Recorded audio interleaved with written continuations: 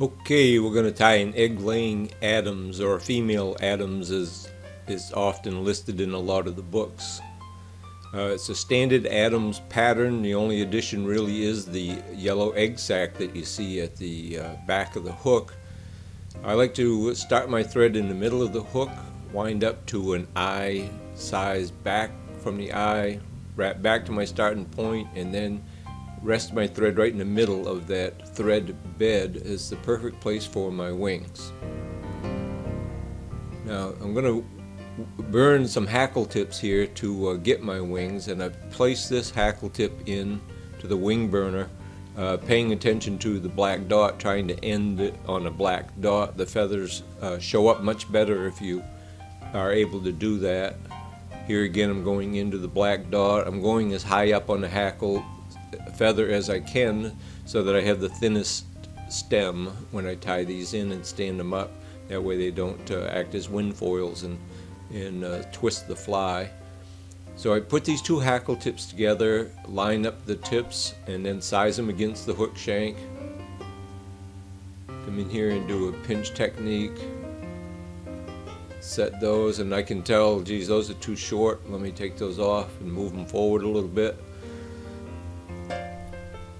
And setting them this time, that looks pretty good in length. I'll stand them up and check them. Do a figure eight because I'm pretty sure they're right. So one wrap through, a locking wrap, one wrap back through and a locking wrap, and they're standing up. I'll take my scissor points, check the length of the shank against the height of the feathers. It's fine. So trim those off and wrap back to the midpoint. Get ready for my dubbing ball. So actually I'll wrap back a little further, let my thread be in a position where it would hang right about at the barb. I'll take some of this yellow fine beaver dubbing. You can use Antron or a natural fur like this beaver, either one. But when you wrap, you want to make X wraps to build this egg ball. And then wrap back in and get in position to tie in your hackle tip tails. And at the end of this video there's a little bit or a few tips on different techniques that are used in here, and one of them is how I did this mixing of the brown and grizzly hackle tips. I'm going to tie them in the middle, use my thumbnail to pull them down over and fan them out. There you are, a nice fan tail for these. Now I'm grab some muskrat dubbing. I don't want a thick tapered body on this, just a fairly level flat body building up to the thorax.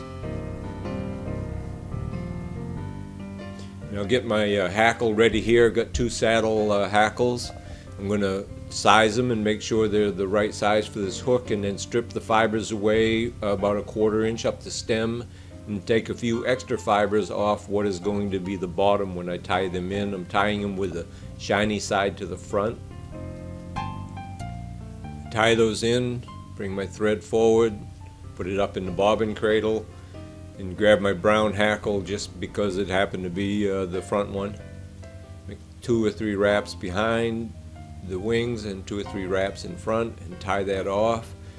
When I cut that off, I like to throw a whip finish knot in here, just a 1 wrap whip finish before I wrap my grizzly hackle. Now I'm going to wiggle like crazy coming through here with this grizzly hackle so that I don't tie any of the brown hackle down or push it too far out of place.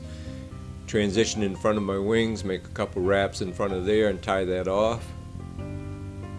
Trim those. Come in and do a whip finish knot.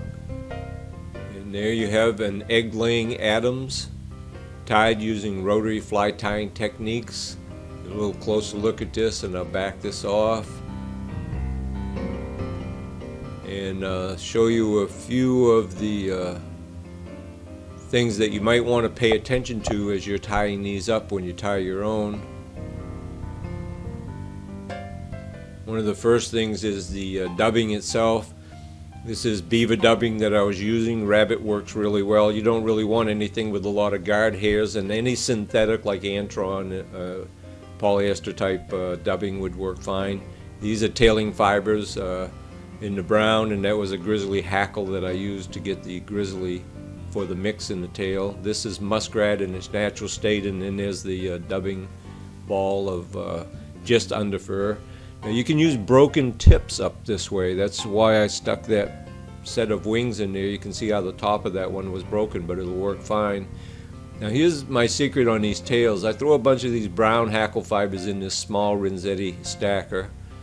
Now I'll throw a bunch of grizzly hackle tips in there and stack these tips in that small stacker. And after wrapping it a few times on the vise there, I'll take this out, and you can see the tips are all nice and even, and then I just roll this in my fingers, and that dumps those and mixes the brown and grizzly so that you get them blended in instead of having to just tie in all the grizzly and then tie in all the brown. This is a good way to mix them. Just stack them and roll them in the tube. When they come out, you can see there's a mix here.